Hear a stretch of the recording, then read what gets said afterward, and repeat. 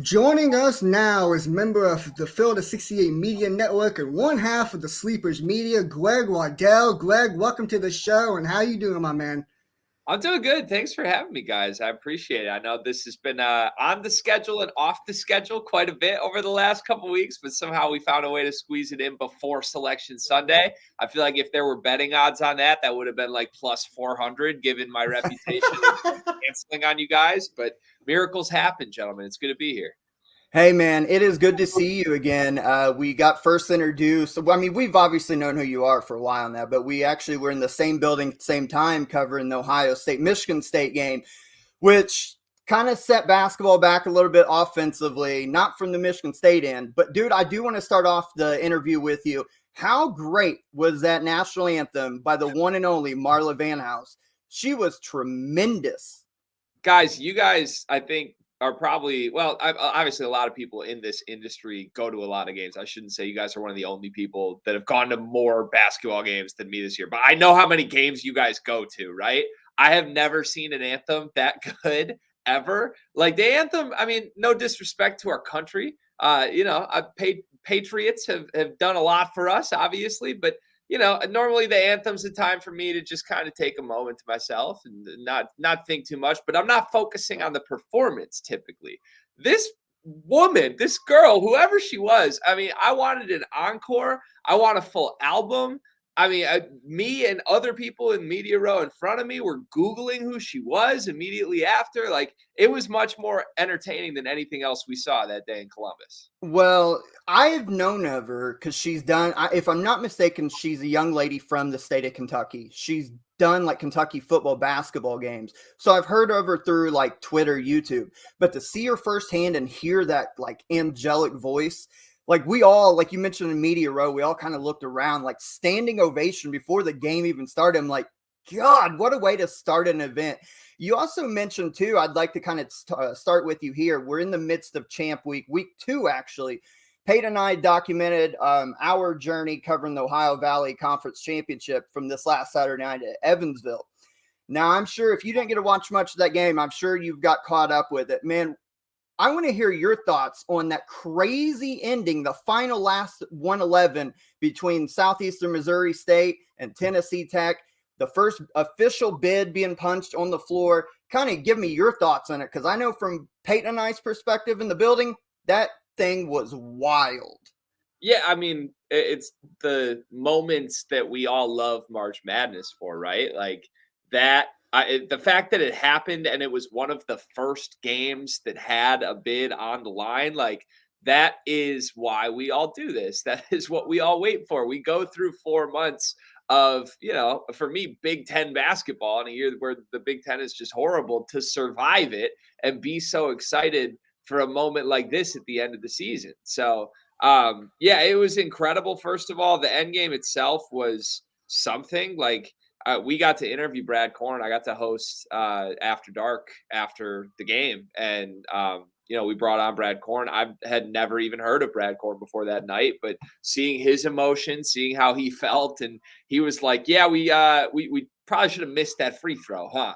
It opened the door for the crazy shot. It's like, yeah, maybe a lot of foul up three, a lot of what's the strategy in the end game is already coming into light here. But at the end of the day, man, just the moment itself, like what an incredible shot. You feel bad that the team that hit the shot wasn't the team that came out with the win, but that's how March works. Somebody's got to win, somebody's got to lose, and I was happy for Brad Korn that it was his team.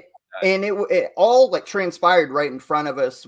Just an insane amount of electricity in the building is the best way to describe it. And you mentioned Coach Korn. That dude's got to be like 6'8". He is a tall dude in person, because Coach Pelfrey, John Pelfrey, the Kentucky legend, is the coach of Tennessee Tech. And he's like 6'5", and he was looking short next to Coach Korn. I mean, what a wild turn of events. Peyton, I know you got a few things for Greg here, so I'll let you take over. Yeah, he mentioned Brad Korn, and we did watch that episode with you hosted, you, Goodman, and Dowster. And I just gotta say, I'm a fan of Brad Korn because the first thing he said on the Field of 68 that night, he made fun of Jeff Goodman. Boy, I loved all of that. That was funny to me. But I want to ask you, so you're a Michigan fan, correct? I am, yeah. It's complicated though. If you haven't seen on Twitter this week, it's been a source Well, of apparently, frustration. I was getting to ask you. Like, I thought you was a Purdue fan of all the stuff I've seen on Twitter. Look, But apparently you're not the only one, man. There's people who are very confused. No, we look, I am a Michigan basketball fan. The story there could take me an hour to actually explain it, and I still don't think people would like the answer here. But I actually went to Michigan State University. I got into Michigan and Michigan State, was raised a big Michigan fan, thought I was going to go to Michigan. Really hated my visit there, to be honest. Just did not like the vibes, did not really like anything the people were telling me.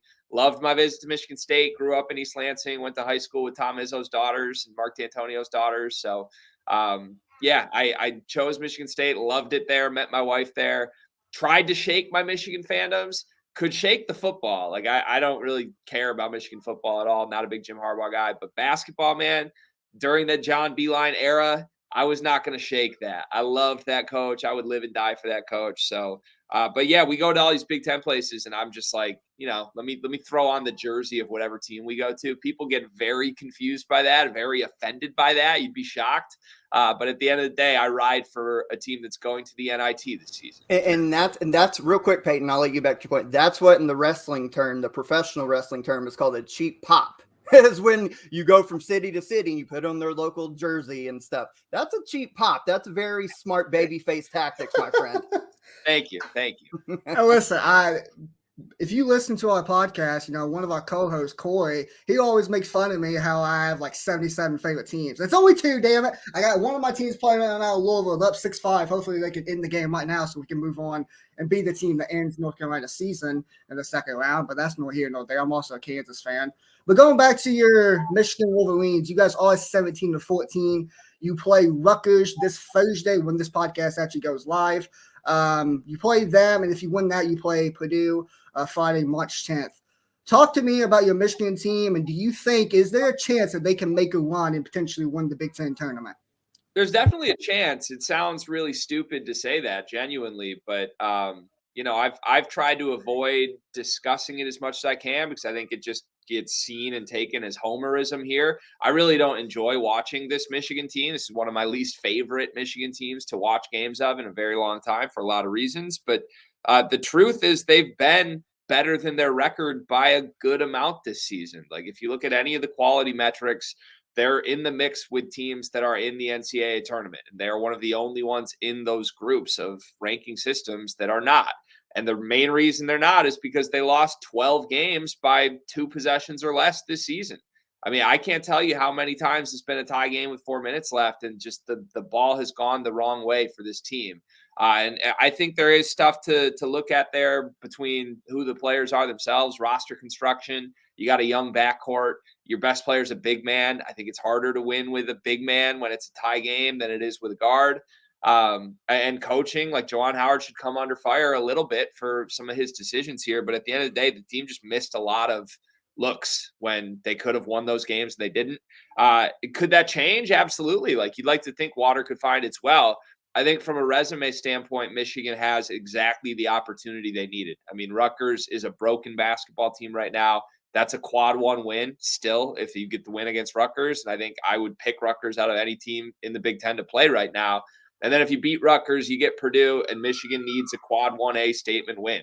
Like if you go out losing to the best team in the Big Ten, at least you got one more shot at it. If you beat Purdue, I think at that point with those 2 wins, Michigan's right back on the cut line. And it'll be interesting to see what the committee would do in that spot. And with the tournament, we know every year you can go back on all the conference tournaments. There's always that one team that, whether they're on the bubble or kind of come out of nowhere, that gets hot at the right time, that wins 4 in 4 days or 5 in 5 days or whatnot.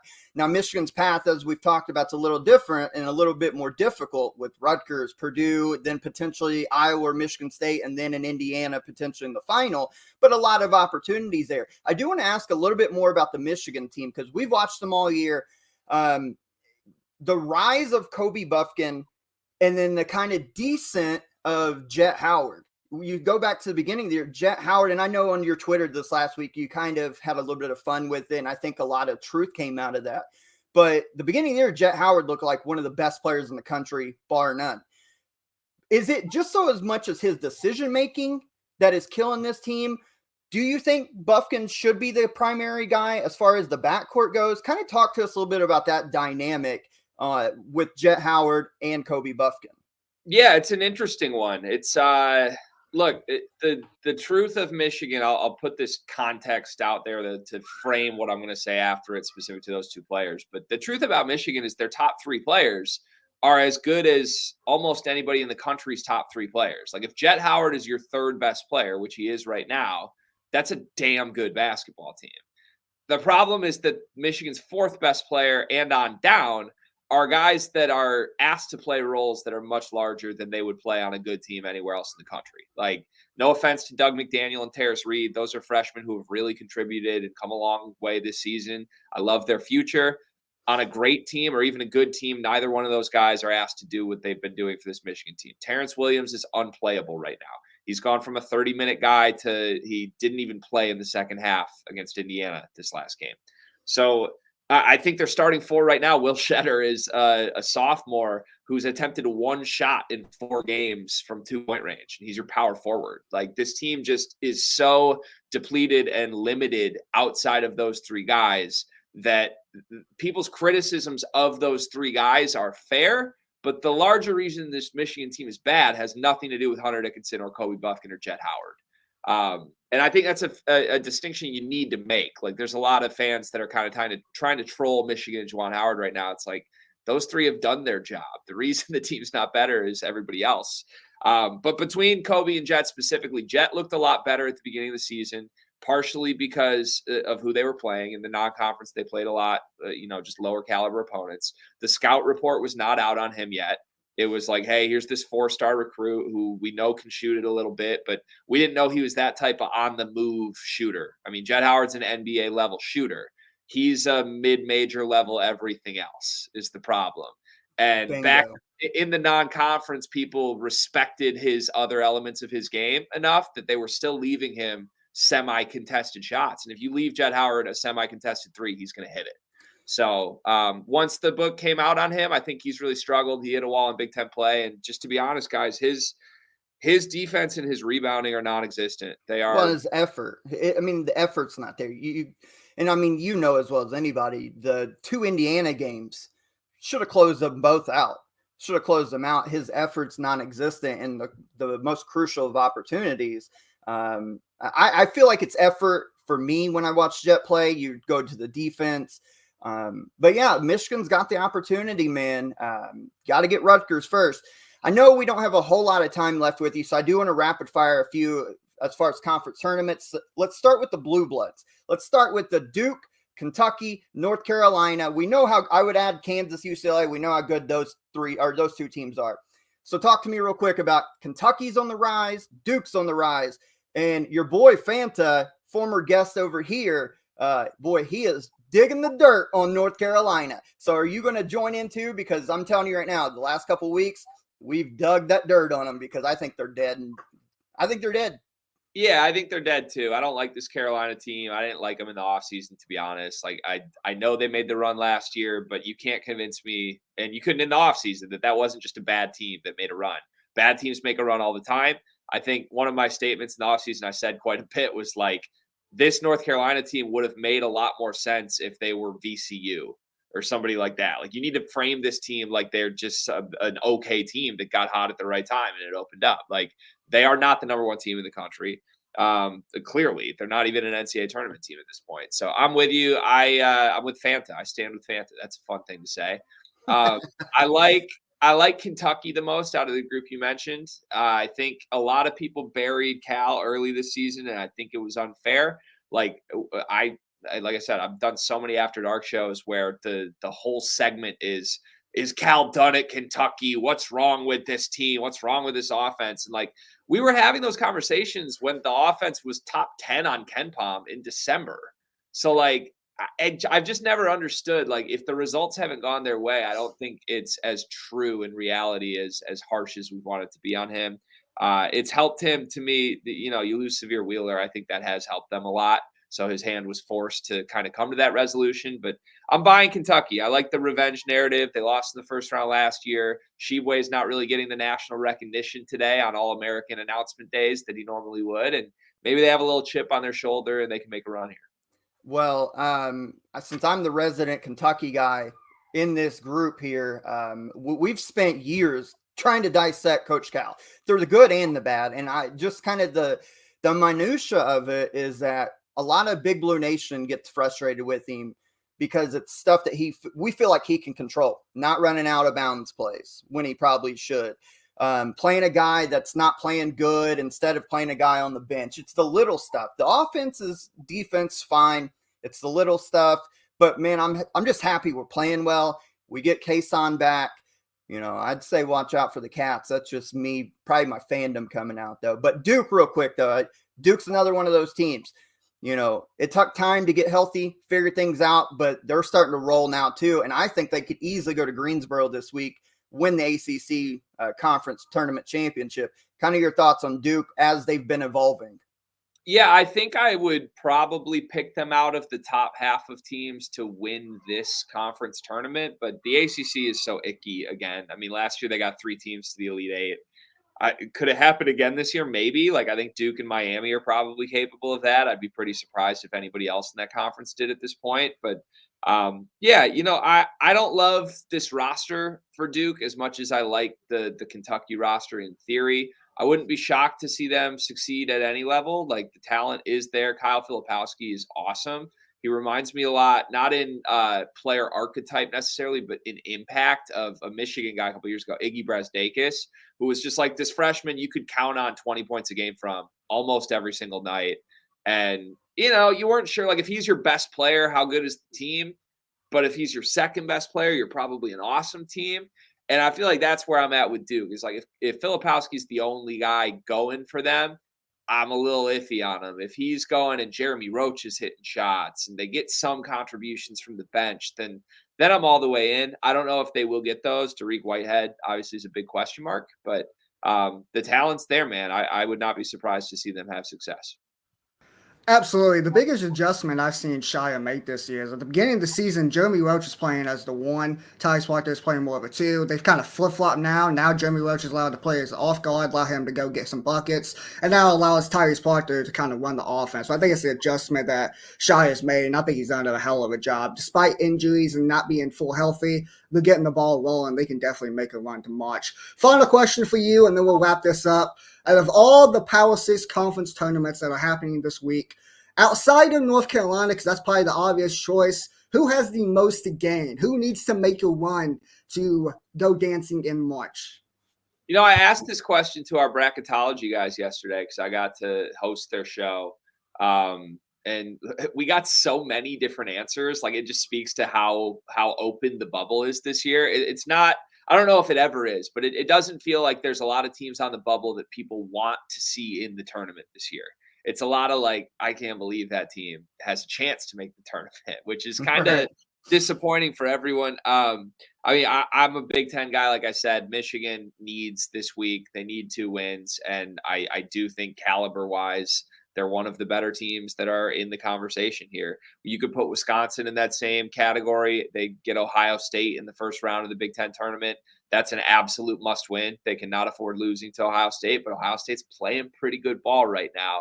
And then outside of the Big Ten, I'll just give you one I got my eye on. Arizona State is a team that I've enjoyed watching this year. They had the huge shot to beat Arizona. At their best this year, they're a really, really fun basketball team that seems like they just need one more marquee win to throw themselves back in the mix. And they might need to win 1 or 2 there to get that opportunity. But I've got my eye on them because I think they're capable of making a run. I agree. Well, Greg, thank you so much for joining us. Go ahead and plug all your stuff. Let them know where to find you at. Yeah, thanks again so much, guys. It was great meeting you on the road this year, and appreciate everything you guys are doing for the sport. But you can find me. I'm at Sleepers Media with my co-host Carter Elliott. We do weekly episodes. The two of us make up the duo that does college hoops to go for the Field of 68, where we did an entire road show, went to 10 different Big Ten campuses this year, basically vlogged our experience the whole time. So the two of us will be hitting the road for Big Ten tournament this week. You can stay tuned and find content at the Field of 68 or at Sleepers Media for the two of us. Great Hell stuff. That's yeah. a great show, by the way. Oh, Did you? I didn't never pay attention, and I apologize for it. Did you guys record that day that you were at Ohio State with us? We did. Yeah, we did. I Yeah, need to go Josh. back and check it. I've watched the other ones. I just forgot to see if you recorded that day, I'll which be I should have. completely honest with you. It was Super Bowl Sunday too, as you guys probably know Yep. or remember. But man, that was just given how the game went. Like there wasn't a lot to work with in that episode, man. It was tough. No. There was. I mean, I- you could have got some good footage of Tyson Walker and Joey Hauser being bosses because they were tremendous that game. So Yeah, much man. fun. That's another team, real quick. Michigan State. We've talked about them the last couple of weeks since we got back from that game. We're like, that's a team I think can make some real noise. They're like my pick shooting- to win the Big Ten, man. They're my pick to Mine win the too. tournament. They the last 4 games they're shooting like 57% from 3 as a team. And it's I don't know that you can even argue that's a fluke because they got 3 guys who shoot 45% on the season. So I like the team right now with the way AJ Hogarth's playing. He sort of turns the key for them. And they say never count Izzo out in March. He's a couple years overdue for some sort of run. Maybe this is the year. Peyton, go ahead. Yes, sir. We heard you Saturday night on our way back from Evansville on After Yep. Dark, dubbing Tom Izzo Mr. March. I just want to say, we've been saying that 5 years ago. So I'm 5 glad years. that's not a joke either. 5 years ago when we did this podcast, we dubbed Tom Izzo Mr. March. So it's glad that you actually agree with us because Yeah. when that clock strikes midnight and it goes from February to March, watch out for Tom Izzo because it doesn't matter who he has on his roster. He's a tough guy to beat in March. But Greg, thank you so much for joining on the show. I had a lot of fun talking to you and meeting you at the Ohio State game. We're going to go into a quick commercial break and we'll be right back with episode 144 of the podcast.